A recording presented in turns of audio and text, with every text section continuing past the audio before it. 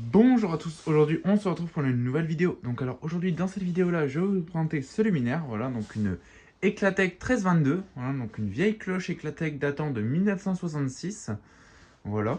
Donc un très beau luminaire qui est en bon état, franchement il est en très bon état pour son âge. J'ai eu quelques réparations à faire dessus, j'ai changé quelques pièces, il manque quelques pièces mais en soi elle est nickel, c'est pas des pièces très graves qui manquent. Il manque la vasque parce qu'elle a été cassée, donc il manque la vasque malheureusement. Donc celle-ci était fermée, mais c'est un luminaire qui existe aussi en version ouverte, donc c'est pas très grave. Et il manque le ballast, donc c'est pour ça que, enfin il manque carrément toute la platine. Donc c'est pour ça que on testera ça avec un ballast externe, le même que d'habitude, le Mazda. Et ici au-dessus, j'ai une fixation qui normalement permettait de tenir le luminaire. Voilà, donc je l'ai enlevé. J'ai juste dévissé la fixation pour que ça prenne moins de place en hauteur, quoi, pour que ça puisse rentrer dans une étagère. Mais voilà, donc il y a une fixation comme ça. Voilà, donc on peut soulever le dessus. Donc de base, on a deux vis ici qui tiennent là en dessous dans ces petits renfoncements. Donc deux petits écrous qui sont là-bas posés à côté de la caisse. Voilà. Donc dedans, il n'y a strictement rien, hein. Il n'y a plus la platine, donc on peut voir que la platine a été embarquée. Donc je ne sais pas par qui, honnêtement, j'en sais rien du tout. Si, voilà. Mais la platine a été embarquée. Bon, c'est un peu dommage, mais bon, c'est pas très grave, hein. C'est pas le plus utile, on va dire. Le principal, c'est le luminaire. Le platine, ça peut toujours se refabriquer. Donc alors, là, je vais te ça. Tac, et voilà. Voilà, c'est pour éviter que ça se barre parce que là, comme il n'y a pas les vis. Et d'ailleurs, je vais mettre les vis. Je vais mettre les vis avec vous, enfin au moins les visser un peu, comme ça je vais plus être emmerdé. Donc j'ai mis des nouveaux écrous, hein. À l'origine, c'était des écrous avec un...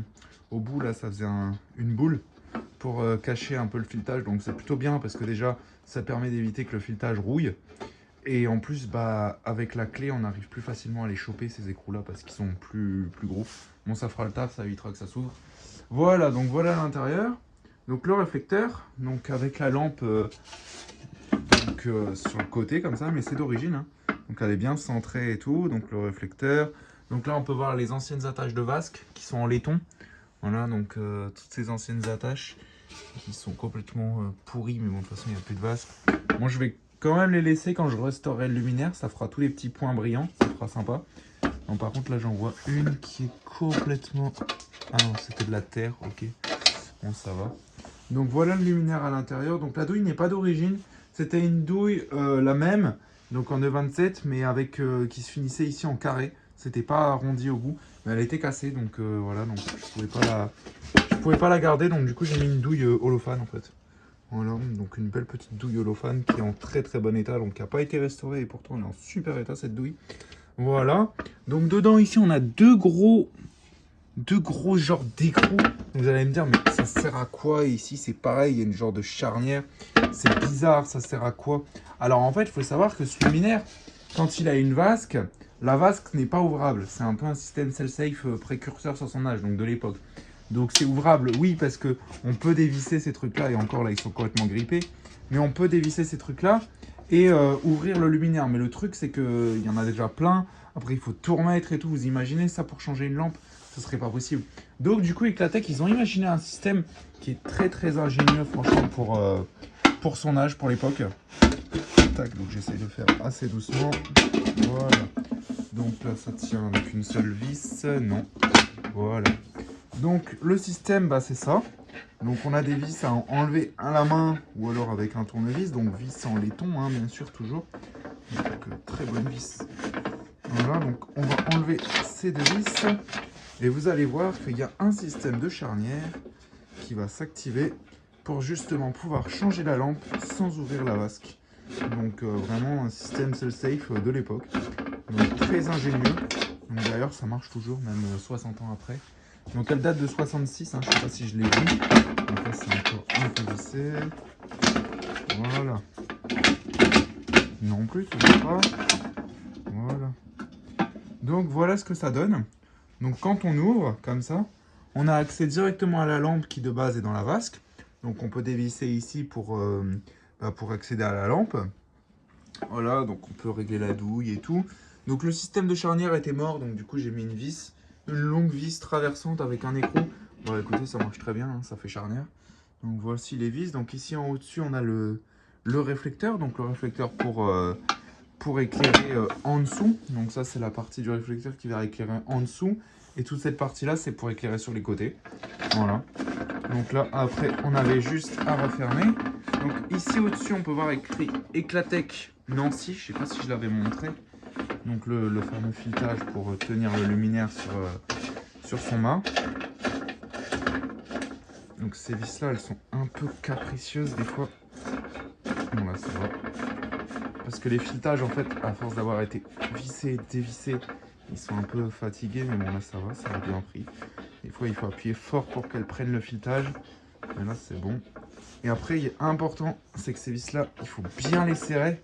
C'est important, donc on ne les serre pas à l'outil, c'est mieux de les serrer à la main, ça évitera tout problème plus tard. Mais bien les serrer à la main pour justement, parce que ça fasse bien jointure, parce que ici à ce niveau là, on a une sorte de joint qui permet de fermer, parce que quand on a une vasque, ça évite qu'il y ait de l'eau dans la vasque, hein, c'est mieux. Donc du coup, voilà. Donc là c'est un luminaire quand même plutôt léger, comme il n'y a pas de ballast. Donc là ce qu'on va faire, c'est qu'on va passer au test. Donc alors pour la petite anecdote, je ne l'ai jamais testé ce luminaire. Je l'ai récupéré et je ne l'ai jamais testé. Tout simplement que la douille elle était cassée. Et comme elle était cassée, bah, ça m'avait un peu découragé de le tester. Il fallait changer la douille et tout. Et là comme j'en fais une vidéo, je me suis dit allez hop, de toute façon je vais changer la douille. 3, 2, 1, j'envoie. Ça marche. Du coup bon bah ça sans surprise, mais en tout cas ça marche. Et c'est sympa. Donc voilà ce que ça donne. Donc la lampe elle est peut-être légèrement pas droite. Là comme ça ce sera mieux. Ouais voilà là c'est mieux. Donc du coup voilà ce que ça donne. Donc j'essaie de vous mettre centré parce que sinon vous voyez ça fait un rendu dégueulasse. On a l'impression que la lampe elle est sur le côté. Donc tandis qu'en réel quand on regarde bien en face, la lampe elle est bien centrée. Et de base on a une vasque ici avec un effet un peu givré. Voilà donc c'est un effet un peu dépoli. Donc on voit pas la lampe normalement. On voit pas la lampe donc c'est aussi fait pour ça. Donc par contre en 125 comme ça j'étais choqué. Donc je pense que c'était de la 125. Je pense pas que c'était de la grande essence puisqu'il y a eu un ballast un jour. Donc voilà, donc en 125 comme ça j'étais choqué. Un si grand luminaire pour une toute petite ampoule. Donc au début je pensais que c'était de la BF 250 mais non non c'était de le 27 donc BF 125. Donc voilà. Bon écoutez hein, de toute façon c'est une petite BF qui s'allume, hein, tout ce qui est de plus classique on connaît. Mais c'est sympa comme lanterne, c'est vraiment sympa. Donc malheureusement bon bah elle s'est fait airsofter, hein, elle a quelques pets d'airsoft, quelques bosses, mais bon c'est redressable, hein, franchement c'est pas grand chose. Donc ce qui est marrant c'est qu'on voit le flux là de la BF à l'endroit où c'est pas poudré. Donc ça rejette son flux ici. Donc ça fait tout bleuter. Enfin voilà quoi. Donc j'espère que cette petite vidéo vous aura plu. Donc n'hésitez pas à liker, commenter et à vous abonner. Ça fera vraiment extrêmement plaisir. Et sur ce, je vous dis au revoir et à très vite pour une prochaine vidéo.